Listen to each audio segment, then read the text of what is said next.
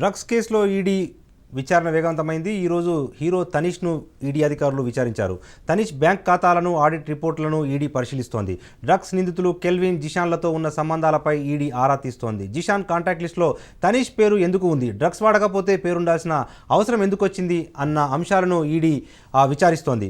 F launch క్లబ్లో జరిగిన events, పార్టీలపై తనీష్ను గుచ్చి ఈడీ సమాధానాలు రాబడుతోంది.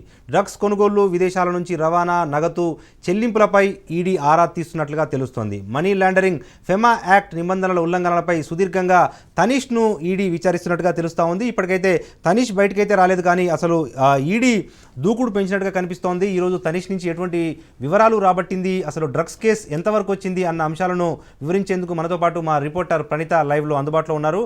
ప్రణీత, చెప్పండి, డ్రగ్స్ కేసు విచారణ ఎంతవరకు వచ్చింది? తనీష్ నుంచి ఏమైనా కొత్త విషయాలను ఈడీ రాబట్టగలిగిందా?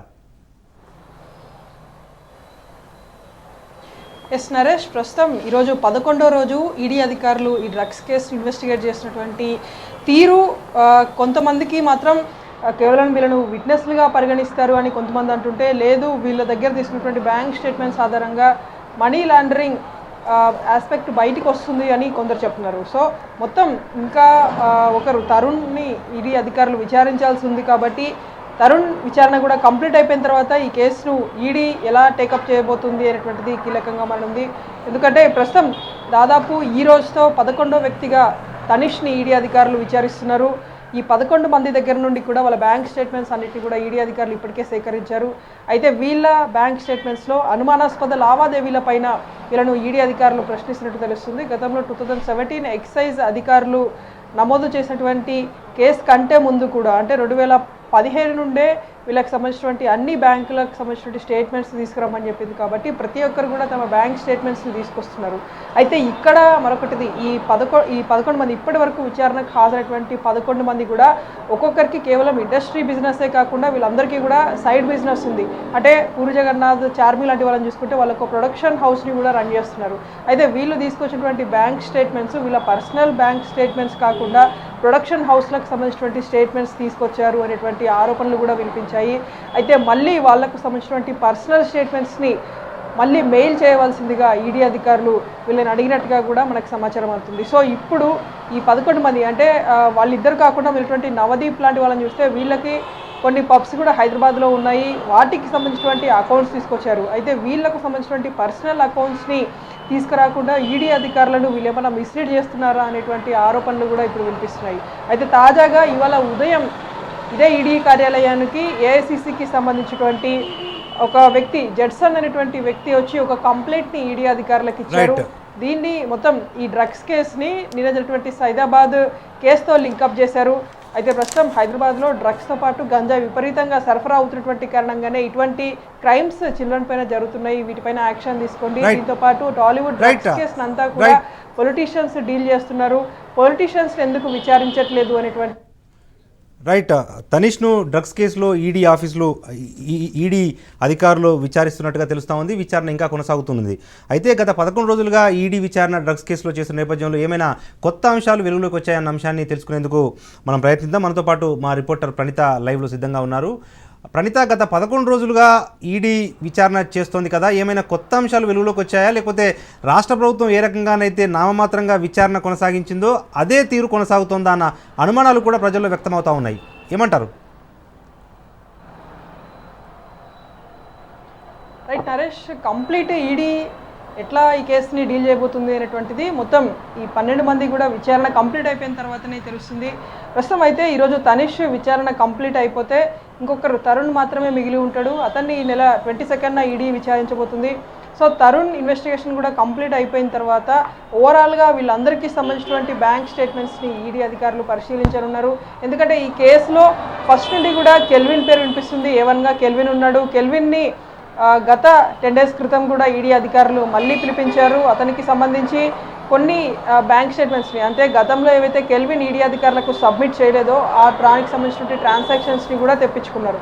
సో కెల్విన్ ట్రాన్సాక్షన్స్లో ఈ 12 మంది తారలకు సంబంధించి ఎవరెవరి ట్రాన్సాక్షన్స్ కెల్విన్ స్టేట్మెంట్లో ఉన్నాయి అనేటువంటి దానిపైన ఈడీ అధికారులు స్పష్టత ఇచ్చేటువంటి అవకాశం కనిపిస్తుంది. అది కూడా మొత్తం తరుణ్కి సంబంధించిన ఇన్వెస్టిగేషన్ కంప్లీట్ అయిపోయిన తర్వాతనే ఆ విషయం కూడా బయటకు వచ్చే అవకాశం ఉంది. ఎందుకంటే ఇప్పటి వరకు అంటే డే 1 పూరి జగన్నాథ్ నుండి మొదలుపెట్టి ఈరోజు తనీష్ వరకు చూస్తే ప్రస్తుతం వీళ్ళందరినీ కూడా ఉదయం విచారణకు పిలిపించి సాయంత్రం అటు 7:30 కావచ్చు 8 కావచ్చు వీళ్ళందరినీ కూడా అన్ని గంటల పాటు విచారించి ఈడీ అధికారులు వీళ్ళను తిరిగి పంపిస్తున్నారు. అంటే వీళ్ళని కేవలం విట్నెస్లుగా పరిగణిస్తారా, లేదంటే వీళ్ళ అకౌంట్ నుండి కెల్విన్ అకౌంట్కి డబ్బు వెళ్ళినట్టు రుజువు అయితే కనుక తదుపరి ఎట్లాంటి యాక్షన్ వీళ్ళ మీద తీసుకోబోతున్నారు అనేటువంటిది కూడా ఇప్పుడు కీలకంగా మననుంది. ప్రస్తుతం ఈరోజు అయితే తనీష్కి సంబంధించినటువంటి దర్యాప్తు ఇంకా కొనసాగుతూనే ఉంది. 10:30కి ఈడీ కార్యాలయానికి తనీష్ వచ్చారు. అయితే ప్రణీత అంటే చాలామంది కొన్ని అనుమానాలు వ్యక్తం చేస్తూ ఉన్నారు. కేవలం కొంతమంది ఈ డ్రగ్స్ కేసులో కొంతమంది ఫారినర్స్ కూడా ఇన్వాల్వ్మెంట్ ఉన్నట్టుగా గతంలో ఛార్జ్ షీట్ కానీ లేకపోతే ఎఫ్ఐఆర్ కానీ నమోదైన నేపథ్యంలో వాళ్ళను కూడా ఈడీ పిలిపించి విచారించే అవకాశాలు ఉన్నాయా, లేకపోతే వాళ్ళ బ్యాంక్ ట్రాన్సాక్షన్స్ సంబంధించి వాళ్ళని నేరుగా మెయిల్ల ద్వారా కానీ లేకపోతే ఇతరత్ర అంశాల ద్వారా కానీ వాళ్ళ వివరాలు రాబట్టే ప్రయత్నం ఈడీ ఏమన్నా చేస్తోందా? ఎస్ నరేష్, ప్రస్తుతం ఇప్పటి వరకు కెల్విన్తో పాటు మరికొంతమందిని ప్రతిరోజు కూడా ఈడీ కార్యాలయానికి వాళ్ళు వస్తూనే ఉన్నారు. అయితే ప్రధానంగా ఈ కేసులో సెంటర్ పాయింట్ అంతా కూడా కెల్వినే కాబట్టి కేవలం కెల్విన్నే టార్గెట్ చేస్తున్నారు. సో ప్రస్తుతం కెల్విన్కి సంబంధించి రవితేజ, నందు అట్లాగే రకుల్ వీళ్ళ ముగ్గురు వచ్చినటువంటి రోజు కెల్విన్ని ఈడీ అధికారులు మళ్ళీ పిలిపించారు.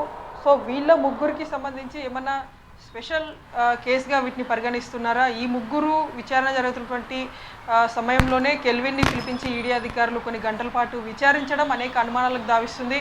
కెల్విన్తో పాటు ఈ కేసులో జిషాన్ అనేటువంటి మరొక అక్యూజర్ కూడా ఉన్నాడు. గతంలో ఎక్సైజ్ అధికారులు అరెస్ట్ చేసినటువంటి నమోదు చేసినటువంటి కేసులో ఇతడు అరెస్ట్ అయ్యి జైలుకు కూడా వెళ్ళి ప్రస్తుతం బెయిల్ మీద బయట ఉన్నాడు. సో అతన్ని కూడా కెల్విన్తో పాటు సైమల్టేనియస్గా విచారించారు. అంటే గతంలో అరెస్ట్ అయినటువంటి 30 మందిలో కేవలం వీళ్ళిద్దరికీ సంబంధించి మాత్రమే ఈడీ ఈ 12 మంది ఇన్వెస్టిగేషన్ జరుగుతున్నటువంటి రోజుల్లో వీళ్ళ ఇద్దరిపైన మాత్రమే ఫోకస్ చేసింది అరెస్ట్ అయినటువంటి వారిలో. అయితే మిగిలినటువంటి ఫారినర్స్కి సంబంధించి కేవలం వాళ్ళు ఇక్కడ ఉన్నటువంటి సిటీలో ఇండస్ట్రీకి సంబంధించినటువంటి వ్యక్తులతో కాకుండా బయట ఐటీ కంపెనీస్ కావచ్చు, స్కూల్కి వెళ్ళినటువంటి పిల్లలు కావచ్చు, కాలేజ్ స్టూడెంట్స్కి కావచ్చు, వాళ్ళు డ్రగ్ పెడ్లింగ్ చేసినట్టు అనుమానాలు ఉన్నాయి. కానీ ఈ పర్టికులర్ ఇద్దరు జిషాన్తో పాటు కెల్విన్ వీళ్ళిద్దరు కూడా ఈవెంట్ మేనేజర్గా పనిచేశారు. చాలా వరకు సినీ ఇండస్ట్రీకి సంబంధించి వీళ్ళ ఇద్దరితోనే పరిచయాలు ఎక్కువగా ఉండటం, వీళ్ళ ఇద్దరికి సంబంధించినటువంటి సెల్ ఫోన్లలోనే గతంలో అటు ఇండస్ట్రీకి సంబంధించినటువంటి ప్రముఖుల నేమ్స్ అన్నీ కూడా ఉండడం, వీళ్ళ మధ్య కాన్వర్జేషన్స్ ఉండడం. సో వీటిని బేస్ చేసుకొని ఈ ఇద్దరికే ఎక్కువ లింక్స్ ఉన్నాయి కాబట్టి వీళ్ళ ఇద్దరినే ఇప్పుడు ఎవరైతే ఈడీ అధికారులు విచారించినటువంటి ప్రముఖులను విచారించినటువంటి సమయంలో వీళ్ళని కూడా పిలిపించి విచారిస్తున్నారు. సో మ్యూచువల్గా అంతా కూడా ఎఫ్ క్లబ్ బేస్గానే ఇదంతా కూడా జరిగింది కాబట్టి ఎఫ్ క్లబ్ సెంట్రిక్ పాయింట్గా జరిగినటువంటి అటు డ్రగ్ డీలింగ్స్ కావచ్చు, అక్కడ చోటు చేసినటువంటి లావాదేవీలు కావచ్చు. ఆ పార్టీకి డ్రగ్స్ అవసరం, కానీ ఆ డ్రగ్స్ విదేశాల నుండి వస్తున్నప్పుడు ఖచ్చితంగా డబ్బులు కూడా ఇక్కడ నుండి విదేశాలకు ఉండాలి కదా. అది కెల్విన్ అకౌంట్ నుండి వీళ్ళు విదేశాలకు పంపించారా, లేదంటే కేవలం కెల్వినే నేరుగా డీల్ చేశాడా అనేటువంటిది ఈడీ అధికారులు ఎస్టాబ్లిష్ చేయబోతున్నారు. మనీ లాండరింగ్ పైనే ఈడీ ఫోకస్ చేసింది. అటు వీళ్ళకి లింక్స్ ఎలా ఉన్నా సరే ఫైనల్గా ట్రాన్సాక్షన్ లింక్ దగ్గరే ఈడీ ఫోకస్ చేసింది. అటు వీళ్ళ స్టేట్మెంట్స్ని బ్యాంక్ స్టేట్మెంట్స్ పైనే ప్రధానంగా ఈడీ దృష్టి సారించింది కాబట్టి ఫైనల్ కంక్లూజన్ ఈడీ ఏమి ఇవ్వబోతుంది అనేటువంటిది కూడా ఇప్పుడు కీలకంగా మారింది. 22 తర్వాత ఈ కేసుని ఈడీ ఇట్లనే కొనసాగిస్తుందా, లేదంటే ఎక్సైజ్ వేసినట్టుగానే ఇంకా కామాలు పెడుతుందా అనేటువంటిది కూడా చూడాల్సింది Naresh. Right, thanks Praneetha for the updates. ఖచ్చితంగా ఈ డ్రగ్స్ కేసుకు సంబంధించి ఏదో ఒక ముగింపు పలకాల్సిన బాధ్యత ఈడీ మీద ఉంది. ఎందుకంటే ఇది రాష్ట్రానికి సంబంధించిన అంశం కాదు, దేశానికి సంబంధించిన అంశం కాదు. విదేశాల నుంచి డ్రగ్స్ దిగుమతి చేసుకుంటూ కొంతమంది ఈవెంట్ మేనేజర్లు సినీ తారలకు సప్లై చేస్తూ లక్షల రూపాయలు కూడబెడుతున్నారు.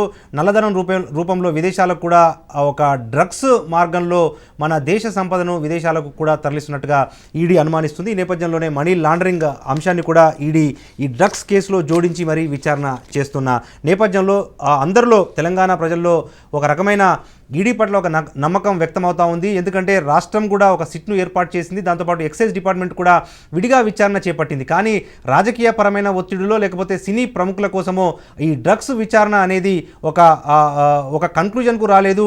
అర్ధాంతరంగా విచారణ ముగిసిన నేపథ్యంలో దాల్మే కుచ్ కాలాహే అన్నట్లుగా ఎవరో పెద్దల హస్తం డ్రగ్స్ కేసులో ఉండే ఉంటుంది. అందుకే పెద్దలను కాపాడేందుకే ఈ డ్రగ్స్ కేసును అర్ధాంతరంగా ముగించారు రాష్ట్ర ప్రభుత్వం పెద్దలు అన్న ఆరోపణలు వెల్లువెత్తున్న నేపథ్యంలో ఈ డ్రగ్స్ కేసులో నిజానిజాలు బయటికి రావాల్సిన అవసరం ఉంది. ఒక మాజీ మేయర్కు కూడా ఈ డ్రగ్స్ కేసుతో సంబంధాలు ఉన్నాయి అన్న కొత్త విషయాలు వెలుగులోకి వస్తున్న నేపథ్యంలో మరి ఈడీ ఈ పరిశీలనలో కానీ లేకపోతే ఈడీ దర్యాప్తులో ఎవరి పేర్లు బయటకు వస్తాయి, ఎవరికి శిక్ష పడుతోంది అన్న ఆ ఉత్కంఠ, ఒక ఆసక్తి మాత్రం అందరిలో నెలకొన్న పరిస్థితులు మాత్రం మనకు కనిపిస్తూ ఉన్నాయి. ఇవి ఇప్పటివరకున్న మన బులెటిన్ అప్డేట్స్. చూస్తూనే ఉండండి రాజ్ న్యూస్.